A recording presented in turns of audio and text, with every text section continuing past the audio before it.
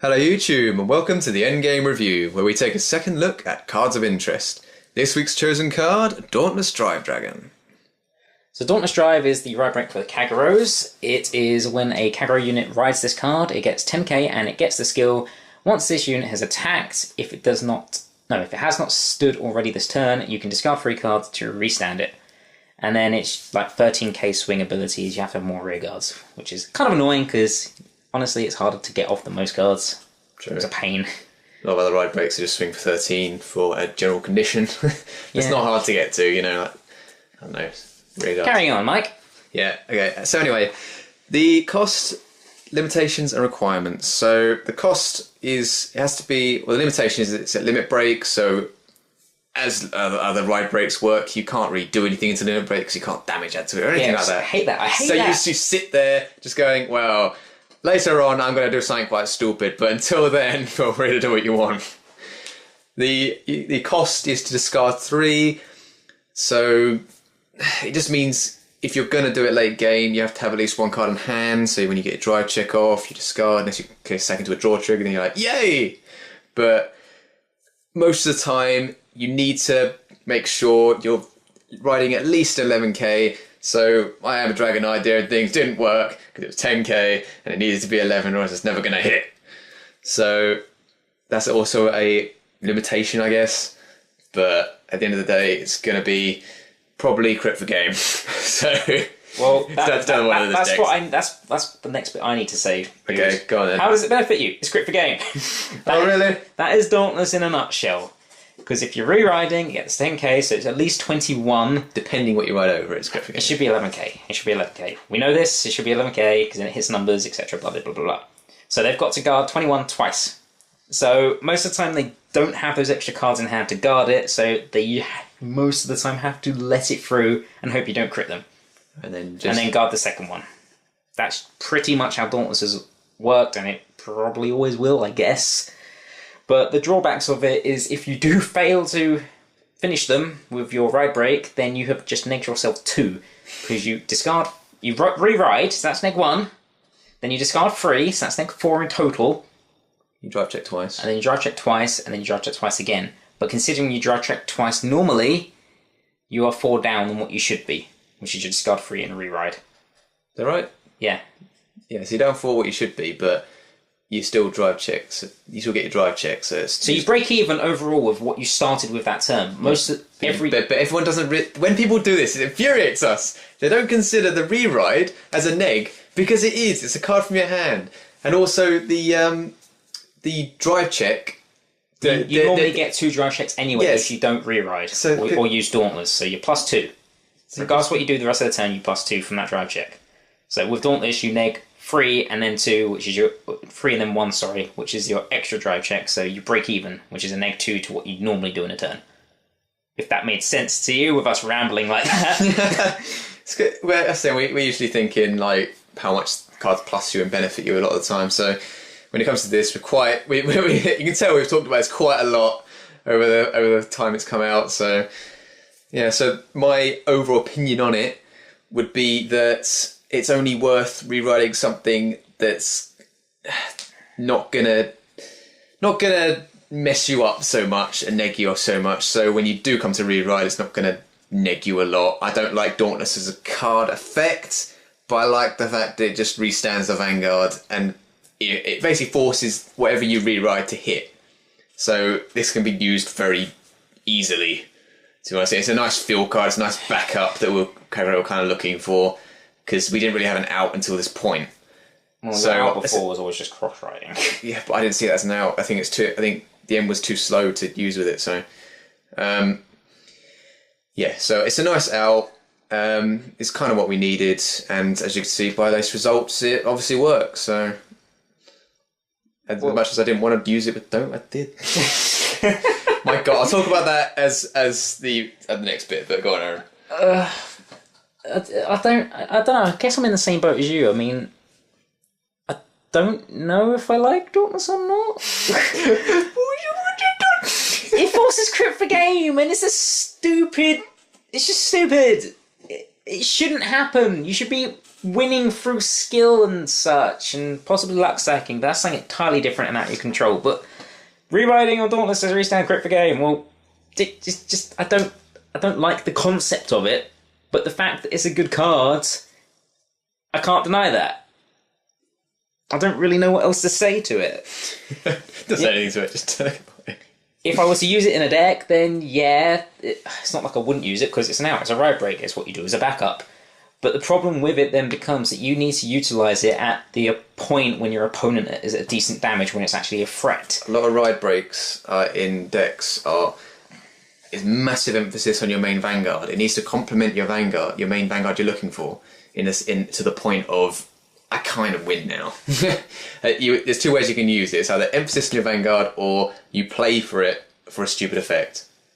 I mean, that's what ride breaks tend to do. It negs you quite a bit, but if you can survive, which I highly doubt if you did it, I could warrant Dauntlessing a Dauntless.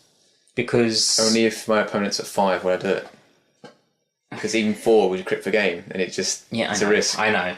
But it's the idea, if you can survive... If you're going to Dauntless anyway, then if you don't win that turn, you've named yourself 2 and you're going to struggle next turn. But if you can manage to survive somehow, if you Dauntless again, and then you can Dauntless with whatever then you've probably won. Yeah. But that is a really, rare situation to be in. But it's one of those cards that I could guess you could warrant ride breaking itself. But it's all dependent on how the game's gone. I can't really define it. I liked it because of that. But anyway, go on, Mike. So, yeah. I rambled enough. Relatable card or combo. Now, as you'll see from hopefully it will be the card fight before this goes up. No, it'll be after. It'll be after! Aaron, you mean man. Okay, so basically, I pondered with the idea of how to run Dauntless, and until the point where I caved in, I was trying so many different ways to use it, and Which wasn't dope, and I refused to use it. And then I thought, for God's sake, Dote's still the best deck that Kagro have, in my opinion, and Dauntless is the best backup that they have. So this is why you use it, because it forces a hit. That's what Dauntless does. It forces that hit. So how can I make sure that I have the end in hand so I only neg myself 1 instead of 2, which will go through the maths in a bit. Right, so... I'm not putting that up on screen. Oh, no. I think we talked about this before. I'm not putting it up on screen. Yeah, okay, I won't put it up on screen, but we'll still go over it in a sec. Right, Doombringer Griffin. It is a completely underrated card because people think it's a neg, why would you use it? Conroe is the reason you'd use it. Until that card gets banned, we're abusing that thing. The idea is, straight away, you go... Assuming your opponent doesn't have any retirement, in which case you do it and hold on to it. So you'd use Conroe into Guard Griffin, you have 1 counterblast. When you get to limit break 4, you have 3 counterblasts left, face up. So you ride Dauntless and you're sitting there with Doombringer Griffin behind it. As soon as you find a copy of the end, you ride it, and then use Doombringer Griffin to search out your second copy, and then you go, oh look, I have the end in my hand. Guard this if you want. So the maths here is the end normally pluses you 1. I think that's a renowned thing we know. It's the drive check 2. Discard 1. And then drive check 2 again. Then drive check 2 again. So you'd normally drive check 2 anyway, but it pluses you an extra card. With Dauntless, so you've normally drive check 3 that turn. We went through that it's a neg 2. It's a neg 2. But you've rewritten, so it's a break even. But that doesn't make sense. Because you use Doombringer Griffin as well. So Doombringer Griffin's already negged me 1, so I'm down to a +2. And Dauntless would normally... and the reride would neg me 1. Yeah. So I'd be +1 that turn instead of +2. Yeah. Is the idea. So... Well, technically a neg 1. It's a neg 1 over for the normal drive check, we know this. But basically it's like me getting a single drive check on that turn, but I basically discarded 1 card to restand rather than 3 cards. Rather than 3 cards. So it's pretty good, and it uses all 4 of the counterblast. But what people don't realise as well is it takes 2 cards out of your deck. It takes a grade 3 and a grade 0 out of your deck. The amount of times I've just searched Guard Griffin as well as a guard. It's in the name. It's not in the name. That's the other one. It's Guard Griffin. It's Doombringer Griffin. Screw Guard. I actually tried that card as well. That's just... It's just not good enough, really. You know, what counterblast? If you counterblast 1 for a guard these days, it's going to be like guard for 30, like fucking liberators. Oh god, why do we have such sucky cards? That's going off track. So yeah, Doombringer Griffin's my recommendation because it's just an awesome little combo, and even with the end normally, you can just, I know it's a different discussion entirely, but you can threaten them with the end and just break even rather than trying to find it by luck sacking, really. Done? Yes. You quite done? Yes, because this is my top tier in deck at the moment. It's the only competitive one I have. If you guys got everything else, I got nothing to set 13. Right, okay. My recommendation is not really much of a surprise. It is Hellfire, Seal Dragon, Blockade, Inferno. So, again, it's another 11k that you can ride over Dauntless, because it's 11k and I think they're the only 2 we've got, apart from Normal Overlord. I don't know why you'd use that, but whatever. Basically, really, the only reason I'd say Blockade Inferno is because you have Seal Dragon support. If that's your Vanguard, you have a 10k grade 1. You have a 12k grade 2. That's not the main reason, then. That's how I see it. You know the main reason, so I'm just going to let you say it. What's the main reason, Mike? Go on. To go up by 10k. You swing for 31 twice. It's emphasis on crit per game. Even if I did have the guard to go 2 to pass, I can't. Because you just go 31, 31. It's a massive commitment. No, that's your reason, but I still stand by the... I break it, I got the 10k for the turn attack. Next turn, I'll do the skill, then I've got 21 attack. I would never put my eggs in one basket. Yeah, never do. But if you're using Dauntless's effect, you have to. Because you're not going to, as you said earlier, you're not going to survive if you do the Scarred 3. You're going to struggle. So unless you have the advantage, I would warrant doing that. But you wouldn't have the advantage in a deck that just has that combo doing nothing until that point. Okay. Bam! Okay, whatever. My recommendation is null and void. Mike has 2 recommendations this episode. Oh. Can I also say what I think is coming as well? Because basically, in the episode today, I'm going there and I'm going there. Oh, you're going into the future? Yeah. Okay. No.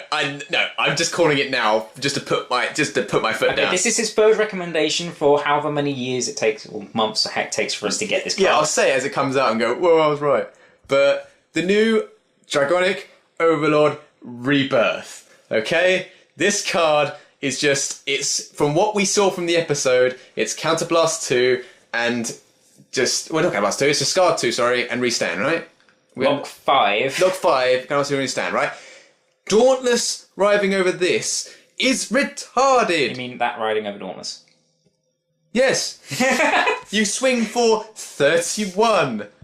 You gonna guard that? Probably not. Oh look, it restands, got a Discard 3. I attack, 31, or 36 probably, I got a trigger. Well, on average, you should, if you got 1 trigger in a drive check, let's say optimal here. You know, 36. You gonna guard that? No. Okay, I discard 2. Restand. 41. Oh, that's stupid! You're not gonna, everything Dauntless is broken now, if that effect's actually right, that's retarded! I know it's a setup, and you have to get it like that, but if you don't mind riding a Dauntless, then you might as well go Dauntless that. Oh, that's gonna be so stupid. I don't care about the other one. The bloody new Overlord Ride Break thing. That's just... You're quite done now. Yeah, but at least it's on the books now that I've said it's coming, and it's gonna come. It's just gonna be, instead of Dauntless Dope, Rebirth! Well, this was Mike's episode today. It's my clan. Pick one of your clans. And I'll be like, So to summarise, I guess I would run Dauntless at 4 because it's a broke card and I'd use it with whatever Vanguard I've got because it's a broke card. I don't think it's broke.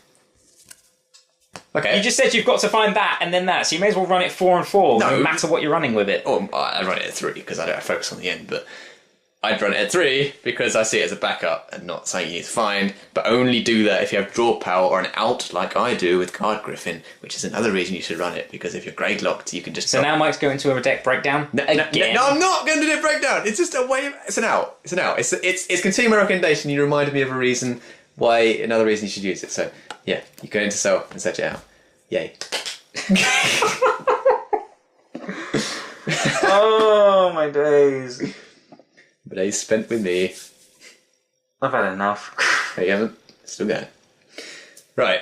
So, Anything else to add, Aaron? I mean, I don't think we've covered enough. Well, no, I don't think I need to, because no matter what I say, you're just going to hijack it and turn it into your own little recommendation or summary. Yeah, pretty much.